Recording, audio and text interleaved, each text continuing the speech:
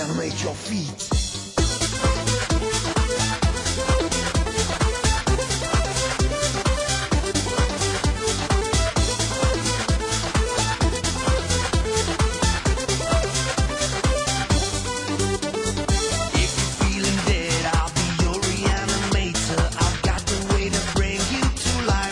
Bonjour à tous chers amis de l'angoisse. Aujourd'hui je pense faire une vidéo sans être interrompu par un seul membre des associés du diable, car je les ai tous légèrement, gentiment et agréablement emprisonnés au cinéma. Ça m'a coûté cher, mais j'ai trouvé des places pour chacun d'entre eux, donc je devrais être tranquille. Et nous allons parler d'un film cultissime, d'ailleurs je vous mettrai le lien en commentaire, d'un youtubeur qui a fait une excellente vidéo sur ce film, à savoir La Nuit des Vers Géants, un film avec des Américains. Wow, faites jouer les girls, les poteaux, c'est super bien. Quand est-ce que je tape une panne de bière au soleil? T'es qui toi? T'es qui? Qui se fout là? Bah, tu me reconnais pas?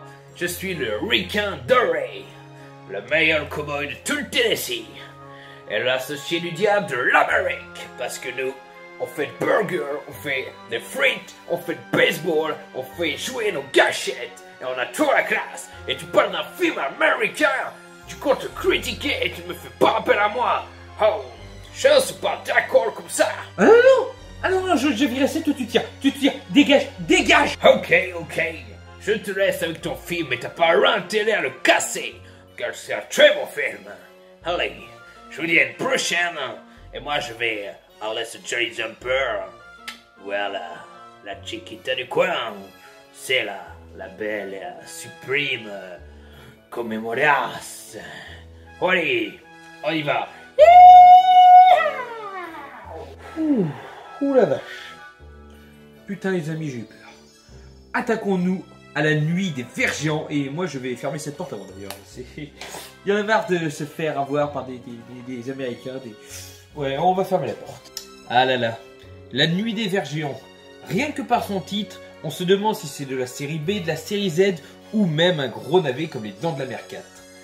Entre ces failles, entre ces différentes possibilités, où se situe ce petit film devenu un classique de Jeff Lieberman? Je vais donc m'amuser dans cette vidéo à vous montrer que malgré ce qu'on peut en penser à première vue, ce film n'a rien d'un navet. Ce qui est assez drôle d'ailleurs parce que un navet, des vers de terre, vous voyez là, l'un mange un peu l'autre, enfin... Et ben voilà, je suis à court de bonnes blagues. Commençons par parler du réalisateur et également du scénariste qui est Jeff Lieberman. Vous avez peut-être déjà vu un film avec lui de sa courte filmographie.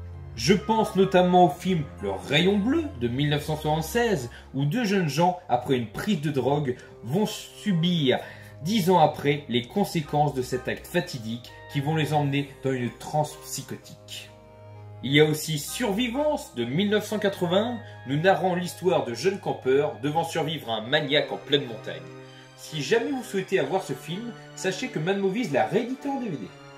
Ou pourquoi pas encore le dernier film qu'il a réalisé en 2004, Au service de Satan, qui nous raconte l'histoire d'un jeune homme qui va faire la tournée des bonbons avec un personnage absolument costumé qui sévit et qui fait des actes dangereux voire mortels. Passons donc à l'histoire qui est relativement simple. Nous allons donc suivre Mike, un personnage citadin, jeune, qui n'aime pas la campagne et encore moins ses habitants qui ne portent pas dans son cœur. Néanmoins, il va devoir y aller pour rejoindre sa copine Jerry, ou Gary, je ne sais pas comment on prononce.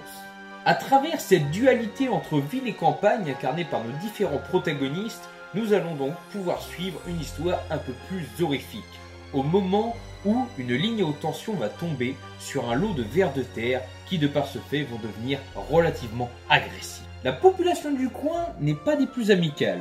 Entre un flic complètement macho, une fumeuse de joint accro comme pas permis et des villageois décrits vraiment comme les derniers des bouseux demeurés, ça envoie vraiment une mauvaise image de notre chère campagne. Soulignons également dans le film le classique trio d'amoureux entre nos deux tourtereaux et un voisin sympathique mais un peu, comment pourrais-je dire, ralenti de la caboche. Tout ce beau petit monde, en plus de se haïr, vont donc devoir affronter la plus dévastatrice, la plus grande, la plus terrible horrible créature au monde.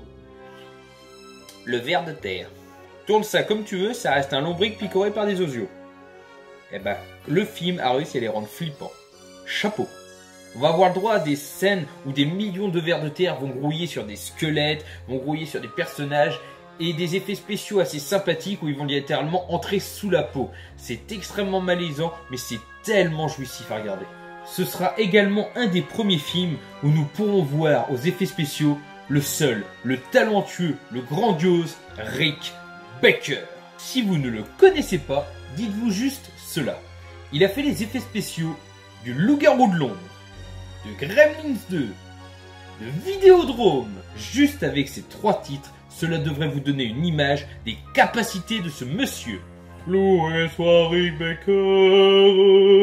Merci Saint-Capotin pour ces louanges qui ne sont aucunement volées. Au niveau du casting, je ne les connais pas bien, mais commençons par notre personnage principal, Mike, incarné par Don Scardino. Don Scardino, vous pourrez le retrouver dans des séries comme Another World de 85 à 86, dans la série télé La Force du Destin de 1984, dans Le Perturbant la Chasse de 1980, ou encore dans un épisode de Madame et son fantôme de 1960. Mais là où il fera ses plus grands pas, c'est en tant que réalisateur, et notamment pour les épisodes de New York Police Judiciaire. Sa petite amie Jerry, elle est incarnée par Patricia Pirci, dans La Nuit des Vers Géants sera sûrement son plus grand succès. Néanmoins, dans sa toute petite filmographie, on aura pu la voir dans certains films comme Cookfighter, sorti en 1974, Adieu je reste de 1977 ou encore Délusion de 1980. Pour compléter ce trio d'amoureux, il faudra également parler de l'interprète de Roger Grimes, dont je n'ai absolument rien trouvé comme autre film que La Nuit des Morts Vivants. J'ai juste vu qu'il s'appelait R.A.D.O. Point. En tout cas, dans ce film, je trouve qu'il se débrouille pas mal, il joue plutôt bien, et il passe vraiment pour une cloche. Du coup, pour conclure la chose, ce film reste vraiment très... Hop là! Du coup, au final, ce film, il est vraiment sympa dans son genre.